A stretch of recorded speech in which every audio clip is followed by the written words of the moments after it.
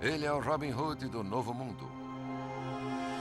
De dia, um aristocrata, à noite, protetor dos oprimidos.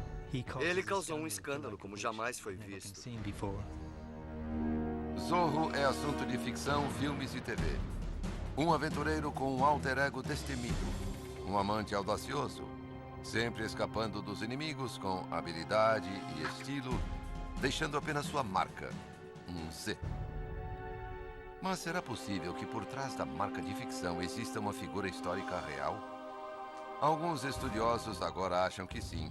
Acreditam que a inspiração do Zorro não vem dos Estados Unidos, não é do México e nem mesmo da Espanha. Examinando as informações pessoais da lendária figura, revelando documentos de seu julgamento no México e investigando uma ousada fuga da prisão, abrimos os seus arquivos misteriosos.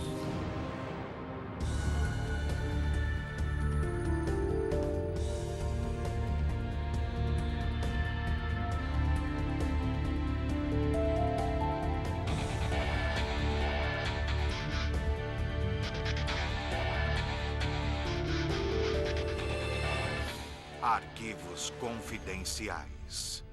O Zorro. Cidade do México, dia de Natal, 1650. Uma figura revolucionária é aprisionada pelos juízes da Inquisição. Mas ele foge de sua cela, passa através de portas pesadas e escala os muros da prisão para a liberdade. Durante a noite, o homem distribui panfletos pela cidade, chamando o sistema judicial de corrupto. A figura indistinta não deixa outros traços. Boatos começam a circular na cidade, dizendo que sua fuga foi de alguma forma sobrenatural. Poderiam as explorações desse homem ser a base para um dos mais famosos heróis da ficção? O Zorro? Ele foi criado pelo escritor americano Johnson Macaulay em 1919. O primeiro livro do Zorro, The Curse of Capistrano, apresenta um personagem que mais tarde tornou-se famoso em filmes de Hollywood e séries de TV. Mas sua história pode não ser inteiramente ficção. O professor Fabio Troncarelli é um acadêmico italiano que estudou a obra de Johnston Macaulay. Macaulay escreveu muitos livros cujos personagens tinham dupla identidade. Eles eram homens diferentes, de dia e de noite. Macaulay pode ter baseado o Zorro em foras da lei que agiam na Califórnia durante a Corrida do Ouro. Outros acreditam que Macaulay possa ter se inspirado em Robin Hood. Troncarelli tem sua própria teoria. Nos Estados Unidos, na época, havia um grande interesse sobre a história do México por causa da Revolução Mexicana. Um escritor mexicano que pode ter capturado a imaginação de Macaulay é Riva Palacio. 1872, Cidade do México. Palacio é autor de muitas obras literárias e históricas e escreve para vários jornais. Ele era intelectual, político, escritor e historiador. Seus livros são histórias de aventuras. Mas as investigações de Troncarelli revelam que os livros de Palacio não são apenas ficção.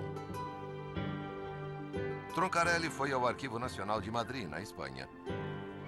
Ele acredita que os materiais da pesquisa de Palacio são relatos históricos datados de 200 anos antes, quando o México era uma colônia da Espanha.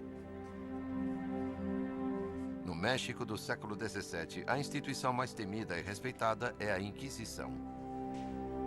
Ela mantinha registros meticulosos de suas investigações.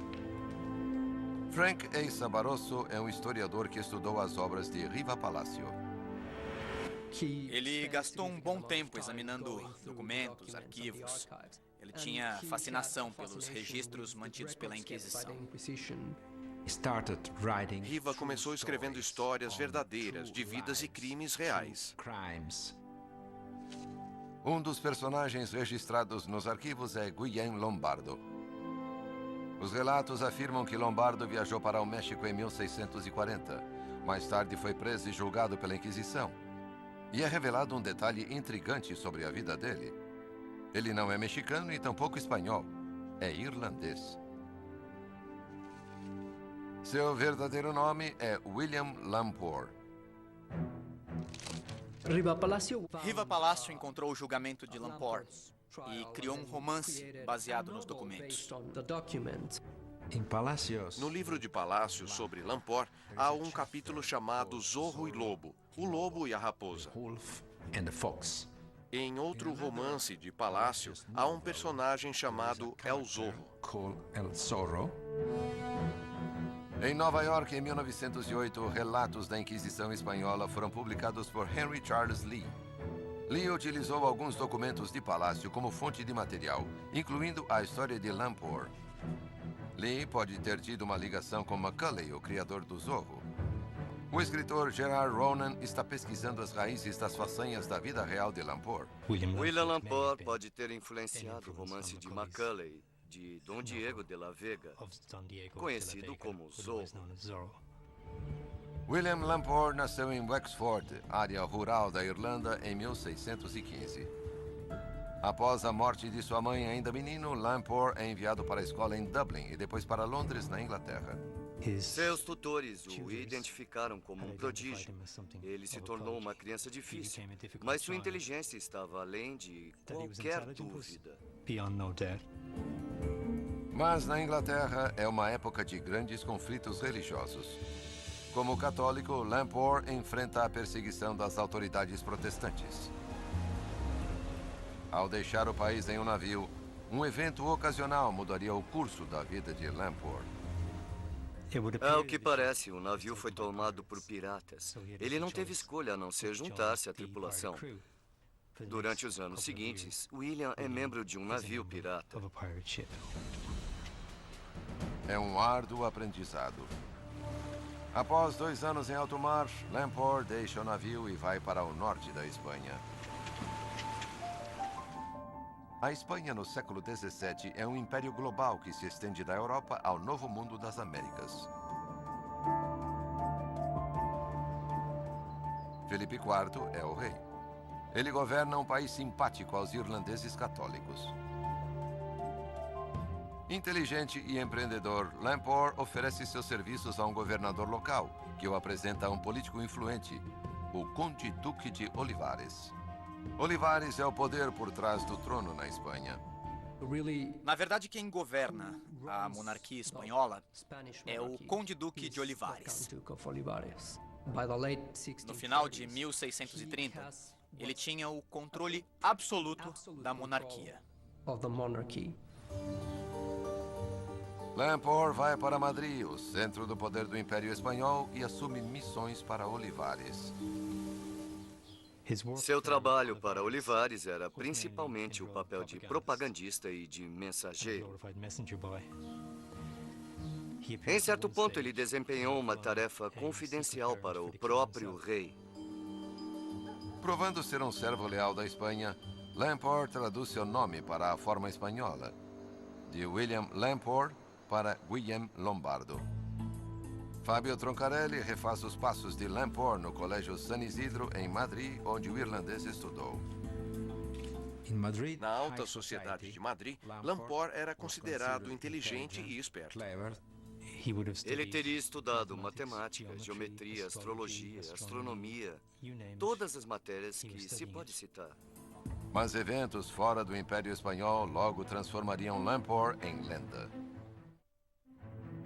1640, Nova Espanha, hoje México, é uma das colônias mais valorizadas da Espanha. Governada por um vice-rei espanhol, o controle da Espanha sobre a colônia distante é precário. Existe tensão entre a população de índios e os colonizadores espanhóis. E para o Duque de Olivares em Madrid, os riscos são altos. Existe o temor constante de que haja um levante. E o vice-rei escreve repetidamente a Madrid dizendo: "Creio que se o México fugir ao controle, teremos de fazer alguma coisa." Olivares ordena uma missão para trazer o México de volta ao controle da Espanha. E Lamport é enviado em missão como espião. Lamport deverá viajar secretamente para o México em companhia do novo vice-rei em seu navio. Viajará como se fosse um passageiro e deverá relatar o desempenho do novo vice-rei. Após 10 anos na Espanha, Lamport agora chega à Cidade do México. A Cidade do México, durante a primeira metade do século XVII, é uma cidade muito cosmopolita. Há pessoas de todas as diferentes regiões do imenso Império Espanhol vivendo ali. Lamport começa a observar a elite dominante e descobre uma sociedade dividida. Virtualmente são dois estados separados, com diferentes conjuntos de regras, leis e instituições para os espanhóis e para os índios. Lamport envia relatórios a Madrid sobre a sociedade que encontra. E é aqui que Troncarelli acredita terem começado as comparações com o Zorro. No primeiro livro do Zorro, escrito por Johnston McCulley, o herói é um aristocrata que se passa por espadachim incompetente. Mas ele tem um alter ego dramático na forma do Zorro. No México, Lamport leva uma vida dupla. De dia, aristocrata. E à noite, espião. Lamport recolhe informações dos índios locais.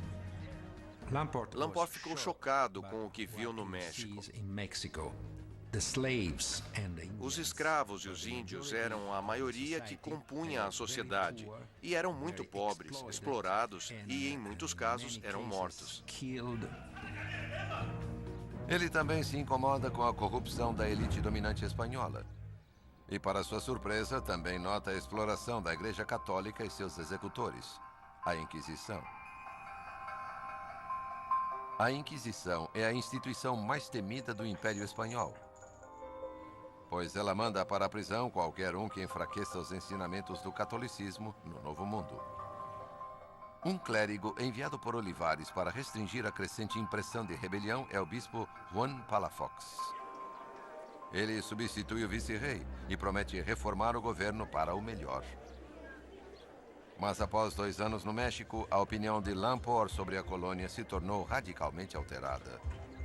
Para ele, o governo espanhol não é a resposta.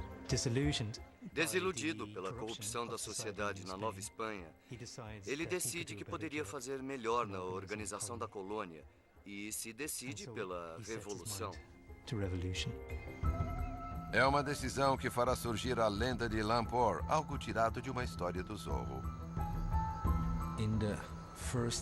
No primeiro livro do Zorro, ele lidera uma rebelião contra a opressão dos índios, exatamente como Lamport. Para Lamport, planejar uma revolução leva a todo um nível novo de duplicidade. Existe outra vida dupla. A vida dupla do revolucionário Lamport. Ele resolve fazer uma minuta de declaração de independência. Essa minuta ainda existe hoje e é anterior às revoluções francesa e americana em mais de um século.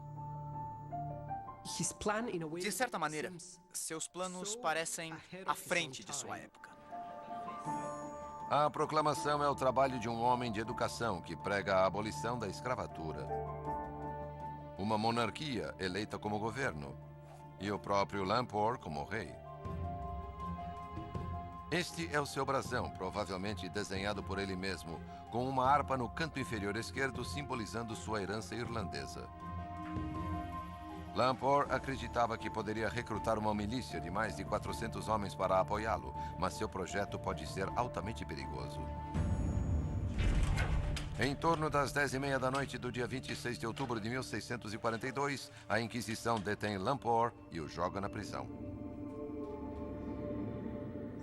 Seus acusadores atribuíram a ele um pacto com o diabo. Mas os verdadeiros motivos da prisão de Lamport são políticos. Ele enfrenta um longo julgamento e é no registro do julgamento que Riva Palacio baseia seu romance popular, que pode ter levado à inspiração do personagem Zorro. Na prisão, Lamport declara que é um agente do rei da Espanha. As semanas se transformaram em meses e nenhum dos contatos de Lamport em Madrid ou amigos no México conseguem apoiá-lo. Seu único confidente é um novo companheiro de cela, Diego Pinto. Secretamente, Lamport começa a escrever denúncias dos motivos para sua prisão. Incrivelmente, esses documentos existem até hoje, e neles, Lamport questiona a legalidade de sua prisão. Ele fala da tortura e da corrupção da Inquisição. Comparece perante os inquisidores muitas vezes, mas suas alegações de inocência são ignoradas. Passados 8 anos, ele decide então tomar o assunto nas próprias mãos. Dia de Natal, 1650. Na prisão da Inquisição no México, muros altos rodeiam o complexo como uma fortaleza.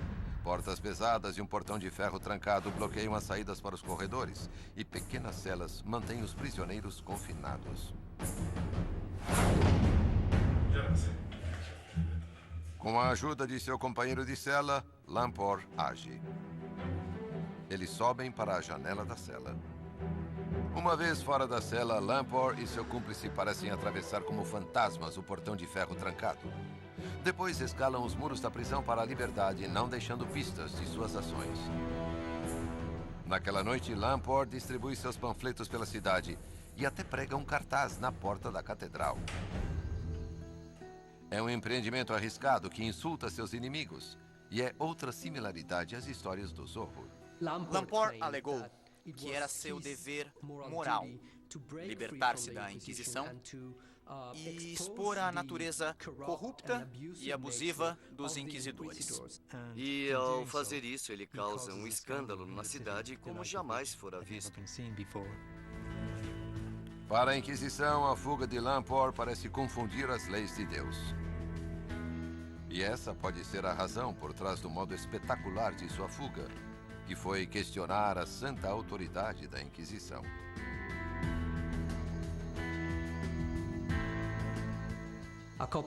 Algumas pessoas ouviram a história que começou a circular e toda a cidade a discutia.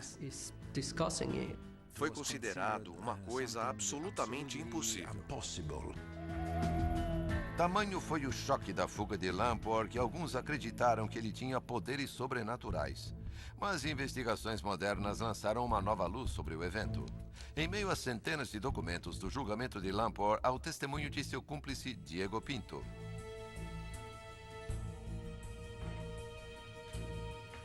Para revelar como Lamport fugiu da prisão e inspirou alguns escritores, o especialista em fuga Tom Lyon investiga os segredos da fuga seguindo os detalhes da confissão de Diego Pinto.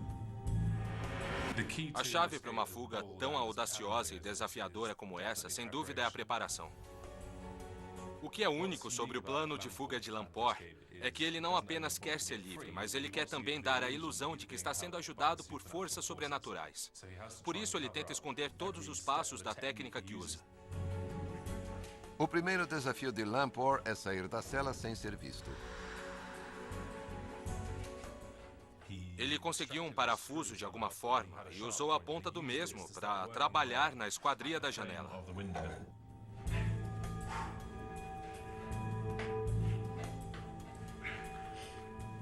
Lamport e Diego saem pela janela, caindo no pátio interno. Lamport se vê então frente ao seu maior desafio, um portão de ferro trancado. O portão estava provavelmente fechado com um cadeado. Não há um mecanismo integral que o proteja, mas está fechado com um cadeado do outro lado. Na lenda, a fuga de Lamport parece fantasmagórica, mas a realidade pode ter sido muito mais mundana. Este cadeado tem aparência intimidante, mas por dentro é muito simples. Existe um parafuso do comprimento do fecho, que se prende aqui, e é o que o segura no lugar. Se você não tiver a chave correta, ainda existem meios de liberar o fecho. Previamente em sua cela, Lamport fez um pé de cabra com uma barra de ferro que fazia parte da sua cama. Com esse pé de cabra, ele forçou a abertura do cadeado.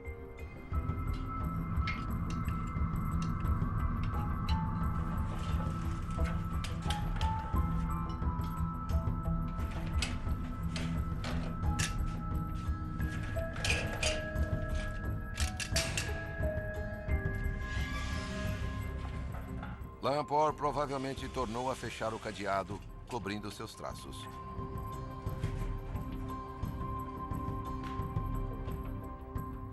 Mas então ele se depara com seu último desafio: os muros externos da prisão.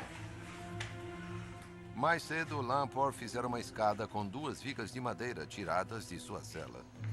Quando chegou ao muro, ele descobriu que a escada não era longa o bastante para ele pular. Parecia um grande problema, até que ele viu um coxo de pedra. Ele equilibrou a escada cuidadosamente no coxo, e com isso ele pôde pular o muro para a liberdade.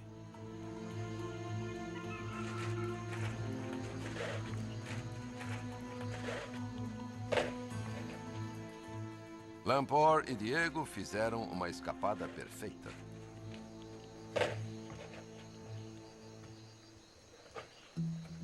No dia seguinte, toda a cidade comentava o evento sobrenatural ocorrido na prisão. Sua fuga foi um completo sucesso. Lamport usa sua fuga para transmitir a corrupção que havia no coração da Inquisição. Mas há um plano que coloca sua recém-conquistada liberdade em perigo. A coisa lógica a fazer seria fugir, se esconder e tentar não ser descoberto. Mas ele comete um erro fatal. Ao contrário de seu companheiro de cela, Diego, que é bem-sucedido ao fugir da cidade, Lamport escolhe se esconder na cidade. Ele é então encontrado e preso apenas dias depois. Enquanto Zorro, o herói ficcional, continua a fugir das autoridades, em contraste, o destino de Lamport é selado. Após 17 anos na prisão, a Inquisição declara Lamport culpado de heresia, e sua execução pública na fogueira é preparada. Mas alguns relatos dizem que Lamport está pronto para negar a Inquisição mais uma vez. Ao que parece, quando as chamas começaram a lambê-lo, ele conseguiu pular da pilha de madeira e enforcou-se com seu colarinho de ferro. Mas a história de William Lamport continua viva. Hoje, no centro da cidade do México, há um monumento aos heróis da independência, que chegaram 178 anos depois que Lamport escreveu sua primeira proclamação. Em um nicho, há uma estátua de Guillaume Lombardo, William Lamport, o irlandês que acreditou que a luta pela independência está ligada à morte na fogueira. Creio que Lamport é o Zorro original, por causa das similaridades. Não há dúvida de que ele mostrava certas qualidades do Zorro em seus desafios e em sua bravura. Enquanto talvez haja outras inspirações para o Zorro, William Lamport, um irlandês no México, pode ter sido o herói original da lenda.